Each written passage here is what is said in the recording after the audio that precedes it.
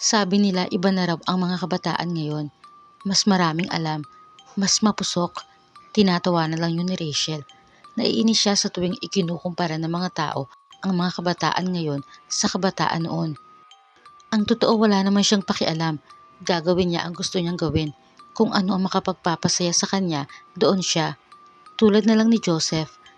Nag-iiba ang mood ni Rachel kapag nasa paligid na ang binatang nagpapatibok ng puso niya. Bata pa si Rachel, 17 lang siya, ngunit kung umasta siya ay parang alam na niya ang lahat ng bagay, lalo na pagdating sa pag-ibig. Lagi namang nasa tabi niya si Tasha para paalalahanan siya. Tulad niya ay 17 lang din ito, ngunit mas malawak mag-isip. Sinabihan ni Rachel si Tasha na kapag hinanap siya ng mama niya ay sabihin nitong magkasama lang sila na gumagawa ng project at saka gagawin siya ng uwi. Tumanggi si Tasha. Alam niyang makikipag-date lang si Rachel kay Joseph at ayaw niyang konsintihin ito. Ngunit makulit ang pinsan. Muli nitong ipinaalala kay Tasha ang utang na loob. Mas nakakaangat kasi ang pamilya nila Rachel kina Tasha. Huwag daw niyang kakalimutan na ito ang nagbibigay ng baon at sumasagot sa mga expenses niya sa school kapag kinakapos siya. Tapos konting pabor ay hindi niya ito mapagbigyan. Napayuko na lang si Tasha. Malapit na silang makatapos ng pag-aaral, kailangan pa niyang tiisin ang ugali ng pinsan niyang si Rachel dahil wala na siyang magulang na susuporta sa kanya. Kailangan niya ang tulong ng pinsan. Ang kinatatakutan ni Tasha ay nangyari na. Nang isang hating gabi ay kumatok sa boarding house na tinutuluyan niya si Rachel. Mukha itong tuliro. Pinapasok niya sa loob at saka tinanong kung ano ang problema. Bakit ito napahangos ng hating gabi? Umiiyak na iniabot sa kanya ni Rachel ang pregnancy test. Nanlumo si Tasha, lalo na nang sabihin ni Rachel na gusto nitong alisin ang sanggol sa sinapupunan niya. Tulad ng laging sinasabi ni Rachel, kailangan siyang tulungan ni Tasha sa ayaw nito at sa gusto. Ngunit sa pagkakataong yon ay pilit talagang tumanggi si Tasha dahil hindi kaya ng konsensya niya. Mas mabuti raw kung umamin na lang ito sa magulang. Nagalit si Rachel. Inis na tinalikuran na ang pinsan. Isang hilot na may kaalaman sa pagpapalaglag ang nilapitan ni na Rachel at Joseph. Saglit silang pinaghintay nito sa loob ng bahay. Nagtaka sila dahil nakalipas na ang kalahating oras ay hindi pa ito bumabalik. Hindi na mapakali si Rachel. Kabadong-kabado siya. Ganun din si Joseph. Pero desidido sila na ipatanggal ang bata. Dahil hindi sila mapalagay sa hindi na pagbalik ng matanda, kaya nagpa siya silang silipin ito sa labas. Pagsilip nila sa pintuan, nakita nila ang walang buhay na katawan ng matanda at nakita rin nila ang isang nakakatakot na munting nilalang na tila siyang may kagagawan ng kamatayan nito. Isang tiyanak. Napaatras ang magnobyo nang makita nilang napatingin sa kanila ang tiyanak at nagsimulang humakbang palapit sa pintuan ng bahay. Dali-dali silang pumasok sa loob.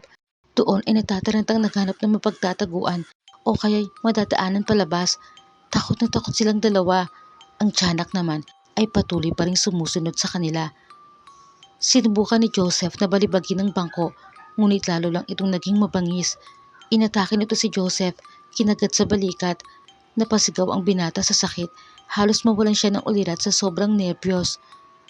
Nagawa namang makalapit ni Rachel. Hawak ang flower vase. Ipupukpok sana sa tiyanak. Subalit napalingon ito sa kanya. Naunahan siya ng takot, kaya tumakbo ulit siya palayo.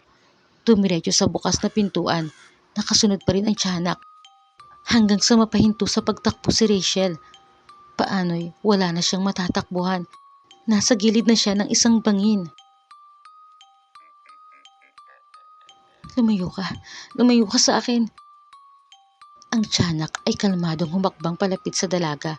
Sa isang iglap ay nag-anyo itong isang maamong sanggol na nagsimulang kumapang. Nanlalaki ang mga mata ni Rachel sa labis na pagkagulat sa nasaksihan. Tapos ay marahang bumuka ang bibig ng sanggol at binigkas ang salitang Mama. Natutop ni Rachel ang sariling bibig. Tila hinaplos ang puso niya sa nakita niyang itsura ng sanggol. Para bang nabuhay sa puso niya ang estrangherong damdamin na iyon ng isang ina. Unti-unti siyang humakbang palapit dito. May kung anong nag-uudyok sa kanya na kargahin ito. Gusto niyang yakapin, ngunit bigla ay bumalik ang mabagsik nitong anyo. Kaya't napaatras ulit siya. Muntik pa siyang mahulog sa bangin. Buti na lang at nagawa niyang bumalanse. Aatakihin na sana siya ng tiyanak nang isang sigaw ang narinig niya na nagpasunod dito. Anang boses. Sige na, bumalik ka na sa pinanggalingan mo. Agad na sumunod ang tiyanak at tahimik na naglakad palayo hanggang sa kainin ito ng dilim. Tasha, anong ibig sabihin nito? Nagtatakang tanong ni Rachel. Mula pa man ng mga bata pa tayo, ikaw na ang lagi kong sinusunod dahil hindi ka lang pinsan sa akin, kundi kaibigan din. Kahit inagaw mo ang nobyo kong si Joseph, kahit alam mo na siya lang ang tanging minahal ko, tiniis ko yun. Pero hindi ko matitiis na dito ka humantong. Isasakripisyo mo ang buhay ng isang sanggol para sa sarili niyong kapakanan.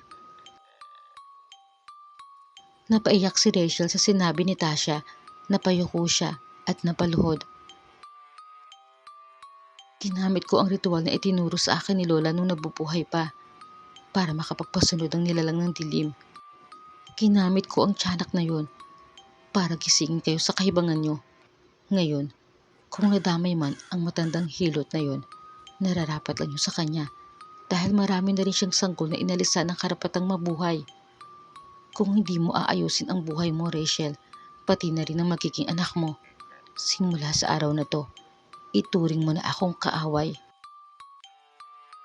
Pagkasabi niyon ay nagsimula ng humakbang si Tasha palayo.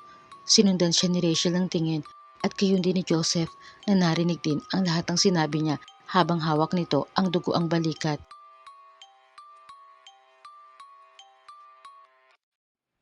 Kinabukasan ay sinadya ni na Rachel at Joseph si Tasha sa boarding house nito. Humingi sila ng tawad sa mga nagawa nilang kasalanan dito at nagpasalamat na rin sa pagbubukas nito sa isip nila. Ani Rachel, natakot daw kasi siya na malaman ng mga magulang at ng ibang tao na buntis siya. Napakabata pa raw niya at marami pa siyang pangarap na hindi niya naisip nung gawin nila yon. Nangako naman si Rachel na bubuhayan niya ang bata at nagsabing tanging si Tasha lang ang gusto niyang maging ninang nito. Sa wakas ay napawi na rin ang bigat sa puso ni Tasha. Kahit pa hindi na pa sa kanya ang tanging lalaking inibig niya, ay masaya na rin siya na masaya ito sa piling ni Rachel. Lingid kay Tasha, ang tiyanak na tinawag niya mula sa dilim ay hindi pa pala bumalik sa madilim na pinanggalingan nito. Nasiyahan ito sa paglabas niya sa mundo kaya naglakad-lakad pa ito sa isang tahimik na kalye. Naghahanap ng mabibiktima. Mag-ingat ka, baka makasalubong mo siya.